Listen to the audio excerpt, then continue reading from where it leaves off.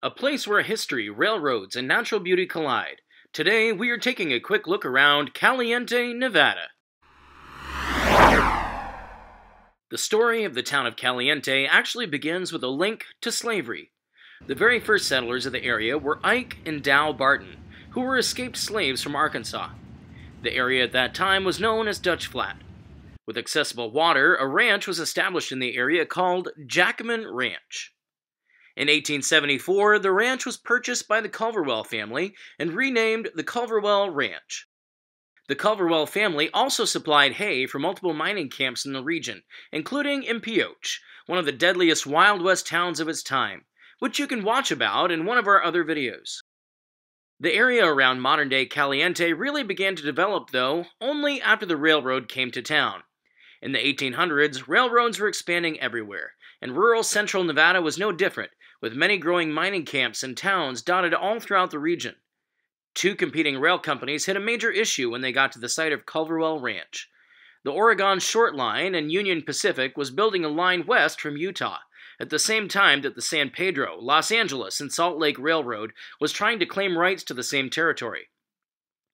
When both companies reached a canyon only large enough for a single set of tracks to run through it, neither company could proceed until the dispute over who could have the right of way through the canyon was resolved.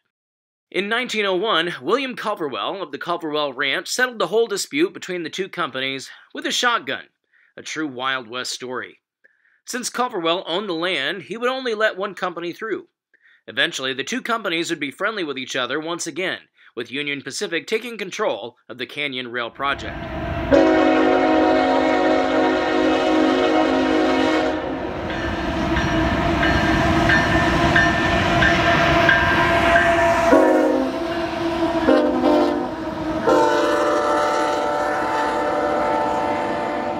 The name Calientes, the Spanish word for hot, was given to the settlement in 1901 after hot springs were found in the cave of a nearby mountain.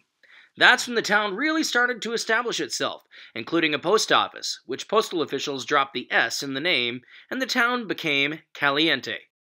In 1905, the rail line was completed, and by 1910, the area had developed into a town of nearly 2,000 people. In the early years of Caliente, many terrible fires devastated the town, including the original two-story train station. So, in 1923, the current Caliente train depot was built at a cost of $83,000, a massive stuccoed two-story mission-style building, which was designed so large and grand in anticipation and expectation that Caliente was going to become a great western resort town, which never really fully materialized.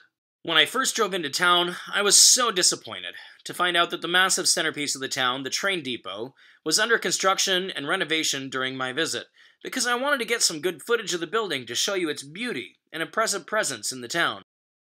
Although I can only get shots of the depot while draped in construction materials and only from outside the temporary chain-link fences, it is truly a fantastic thing that this big, beautiful building is being restored and preserved. I will have to come back to see the finished product when it's done, and maybe take you guys along for the ride.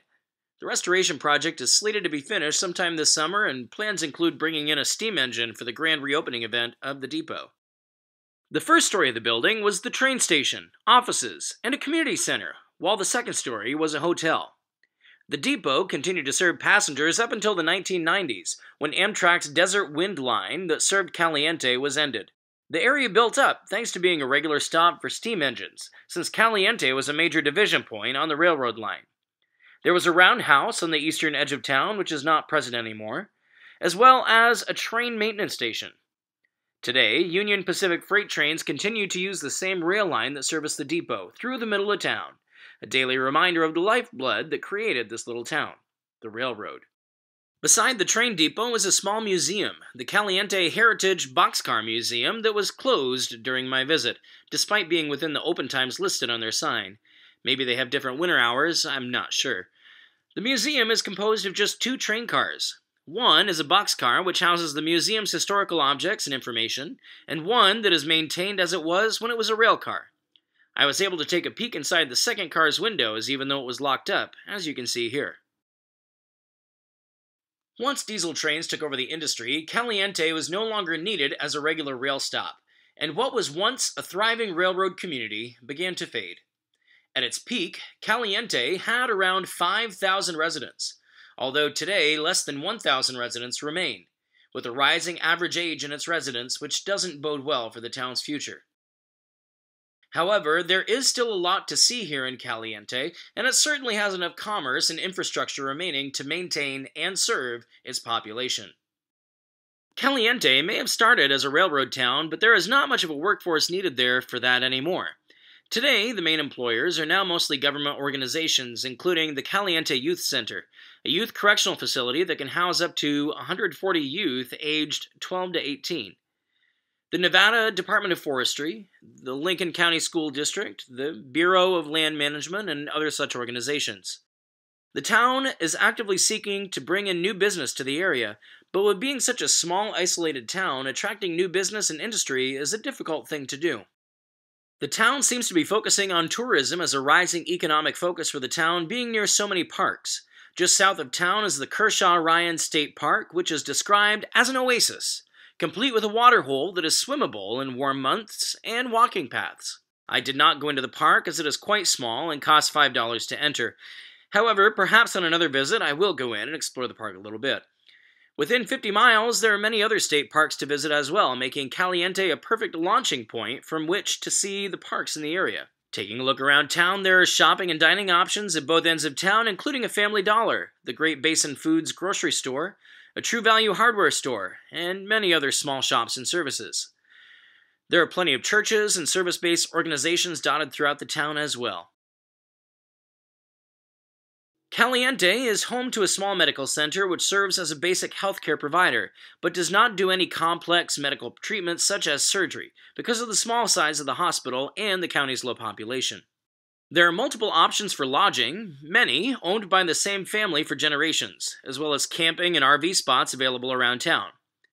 The commercial downtown area mainly consists of one long line of connected commercial buildings directly across from the railroad tracks. While there are many businesses open here, there are equally as many empty buildings, slowly returning themselves back into the dust of the desert. What are my thoughts of Caliente? It's a town that is staying alive only by a thread. It desperately needs some major investment in the community to bring it back to life.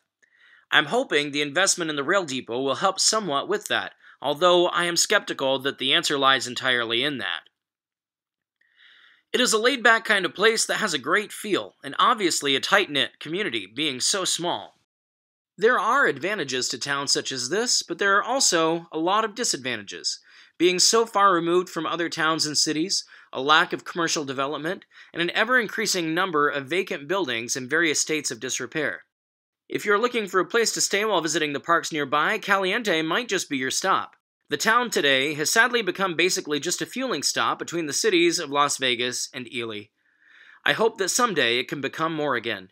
Thanks for watching. Subscribe to our channel and we'll be bringing you more rural road trip destinations soon. See you next time.